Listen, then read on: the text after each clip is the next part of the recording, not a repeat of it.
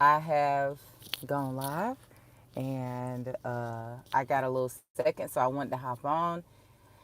And I said, well, what would I want to talk about? And it's so many things that has been going on in my mind lately because in reflection of just things that I see that people are experiencing, things that I'm experiencing in this time. Um, this is a very concentrated time of change right now and transformation. Actually, astrologists have been talking about it for some years now. um, what have they been talking about? They've been saying, hey, the world is going through a transformation. The world is going through a transformation. Um, we are all being challenged to look at our lives and see, peace, y'all. Let me know if my sound is okay. I pray it is. I'm going to keep going as if it is. But the world is being challenged to really reflect upon your usual program, right? Your usual way of doing things, and ask yourself, is it still in alignment with with me? Is it still in alignment, or is it outdated? And for those things that's outdated, we are being challenged to um, really, the main thing is to renew the mind. That's really the quote unquote work. Oftentimes we'll say, I got to put in the work, I got to do the work. But if your work does not involve renewing your mind, changing your mind, adjusting your mind, including adjusting your attitude, adjusting your perception, adjusting your beliefs, then it's just a changed behavior. It's not necessarily a transformation. Okay. We want transformation. We don't want just changed behavior, because changed behavior can fluctuate. It can change and then you can go back and you can change, you revert. But when you have a radical transformation of the mind, because that's what we're called to experience, a radical transformation of the mind. When you have that, where the mind goes, or however, wherever the mind is what you're going to experience in your life. So that tells you that if we know that mind becomes matter, thought becomes things, that our salvation comes from the radical transformation of the mind, then we know when our mind changes, our life changes. And so, truly, it is a time where we are being challenged in so many different ways. And let me tell you how the challenge show up. Some of the challenges are these very intense challenges in our life, like in our world, in our physical world. We're seeing things shift, right? We may experience relationships that used to be good with us. They're no longer they no longer feel in alignment. We may experience shift in our finances. We may experience a shift in our in our ambition, in our passions. And so, it behooves us to not, because oftentimes what we'll do is when we experience those shifts, the first thing we start to experience is almost like grief. We start to experience, we don't like it. What's going on? Why is this happening? I don't never struggle with money, face these type of money issues, or in a relationship. Well, we don't ever have these type of problems. We may have problems, but it usually turn out all right. If you're talking about passions, like, oh man, I'm usually very motivated around this. I usually can get things done when it comes to this and that. But now it's not the same. So what happens? We grieve. We try to hold on this. We try to go back to what was. We try to figure out, how do I go back and get what used to be? But oftentimes we're being challenged to shift. Don't go back. It's time to move forward, especially if you're feeling those things in regards to something that you have been feeling a little resistance around. So, I challenge you to move through the grief, feel it. Don't ignore the grief, or don't try to, don't go hard on yourself because you're grieving it. But move through the grief and ask yourself, when it comes to this, in regards to this situation, is there something regarding this situation that I need to really reflect upon and change my mind about? Or what do I believe about this? It could even be value. What is my values when it comes to this?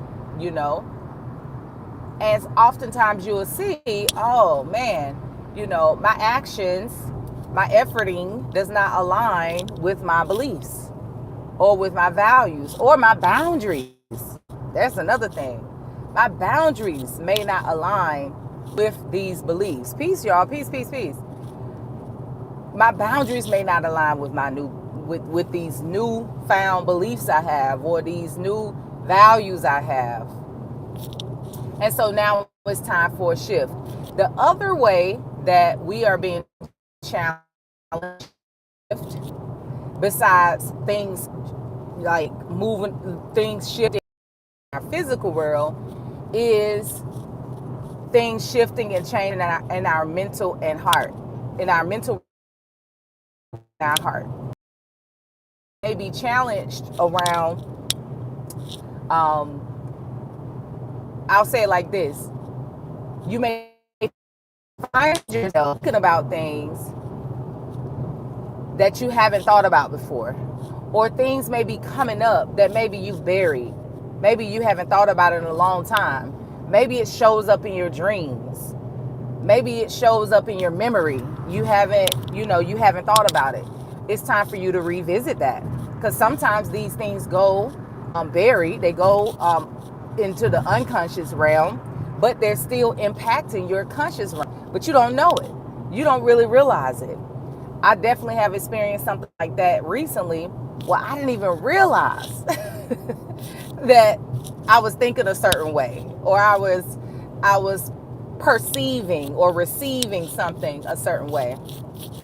And I didn't realize it until it really caught my attention during some reflection, during a devotion period that I was doing my morning devotion. And I was reflecting upon something, and it just came up in my mind. And I went down the road of reflection, and I was like, oh wow, I need to change my thoughts about that. I need to change my beliefs about that. And a part of it was I need to change my actions around that. And so nonetheless, I think my message to you today is, as these shifts are happening, allow them, be not afraid. Continue to affirm that everything is always working out for me. All is well. Everything will be all right. Even in the face of change, things are still working out on my behalf. It looks like change to me, but it really is flow. I trust the Almighty. I trust the universe is guiding me in the right direction. I trust that my divine intelligence knows how to guide me into the direction of my greatest good. These are the things you want to say to yourself. This AM, as I'm getting ready for market day, I was thinking about certain things that I'm handling in my life. And, I think because some years ago, I might have been stressed about it. It would have been on my mind and I would have been stressed about it. But I'm grateful now that it's on my mind, but I'm not stressed. I'm actually affirmative. And I even reminded myself, as you think about it, as you are contemplating it, as you are navigating your thoughts around it, be affirmative, be affirmative, be affirmative, and say things to yourself like, everything is always working out. Everything is always working out. You will know the answer exactly when you need to know the answer. The answer will come, and you will know how to handle that situation in the perfect way. baptize. I baptize every one of these situations in grace, affirming that everything will work out in divine timing in the perfect way by grace, and just staying affirmative. So, my message to you is, as you deal with life, yes, you will be thinking about things. You have to handle things, especially when shifts are happening and you're being pushed to transform and renew and die to certain things and allow new beginnings and all of these different things. That could be stressful. But I encourage you, when you're dealing with things like that and you're just dealing with life, be affirmative. Be affirmative. The ego will try to convince you that there's trouble here, there's danger. And I'm not saying ignore when true danger is in our lives, right? But oftentimes the ego will make you feel like there's danger. There's not really danger. It's just false evidence appearing real. And so, be affirmative. Even, the fear comes when we don't know all of the answers. That's when the fear comes, because we're so used to controlling or being under the illusion that we're controlling everything. So that's when the fear comes. But you don't need to control. As a matter of fact, here's the thing. I encourage you to release and let go so that you can give it up to infinite potential and not the limitations of the mind or the limitations of your experiences. Give it up to infinite potential so it can wow you, so you can experience something absolutely amazing. Why not that? Why not give it a chance for your life to wow you? And it won't be able to do that if you continue to handle your life from the limited mind, from the limitations of the mind and the limitations of your past experiences or even other people's experience. Sometimes we're living the limitations of other people's experiences because we're busy telling people about what's going on in our lives. We're busy trying to get, really we're trying to seek validation. That's oftentimes what happens is you're telling people things or you're asking people their advice because you are seeking some level of validation. But here's the thing. We give thanks for guidance. We give thanks for support. But people can only give you advice from their own experience or their own perspective. And oftentimes it's limited because they're not living your entire journey. They're only speaking to that situation. You have an entire journey, including past life, present, including your divine destiny, including your divine, all of those different things is involved in every circumstance and situation you're dealing with. Energy doesn't stop. So whatever circumstance you're dealing with could be linked to something that, is from your bloodline, or could be linked to something that is going to be happening to you 12 years from now. You don't know. So this is why it's not 100% trustworthy to be able to go to somebody and say, hey, what do you think I should do? The best thing to do is go within, relax first of all, relax, release, empty yourself, relax, be calm, then go into affirming. I trust that everything is working out for me. I trust that, this and that, like just calm yourself and then now start raising that vibration through affirmations. And then you can make a request known. The scripture says, be careful for nothing. That's the precursor. Be careful for nothing, but in all things through prayer and supplication with thanksgiving, make your request known. But the first thing you got to do is be careful for nothing, meaning be full of care, meaning care means to burden. Care means to put serious mental attention towards something. That's what care means. Care means to carry. It's saying carry nothing. Be burdensome about nothing. Worry about nothing. Be careful for nothing. But in all things, through prayer. And prayer is confirming. Prayer is remembering the reality of God, remembering the grace of God, remembering the power of God, remembering the might of God. Prayer is remembrance. Prayer is affirming. Prayer is confirming. Okay? Through prayer, supplication. Supplication is a posture. It's not a begging posture. It's just a lower the self posture. Okay? It's not begging. It's more like a humble. It's like, let me let it go. I'm going to let it go. I know I'm not in control. That's supplication. I'm supplicating through prayer and supplication and thanksgiving. Not only am I affirming the reality of God, that God is gracious and especially merciful, but I am also saying I am going to release this. I'm lowering the self, realizing that as I lower the self, I give an opportunity for me to be raised. And I also give thanks. I give thanks for this opportunity to experience God, because I know with every circumstance and situation that I deal with, that it's another opportunity for God to show me God, for me to understand God more, for me to experience God more, for me to see God more, for me to call on God more, for me to dance with my beloved. So I give thanks for this experience. I give thanks because I know with every difficulty comes ease. I give thanks because I know if I look back over my life, prayers have always been answered. There's never been a time when my prayers have not been answered. They may not have showed up right on the time that I wanted to. They may not even worked out in the way I wanted to, but there's been plenty times where it has worked out even greater, even surpassed what I expected, what I wanted. And so I am grateful. I am grateful for this moment of growth. I am grateful for this challenge because I know every time I'm challenged, I see something, I learn something.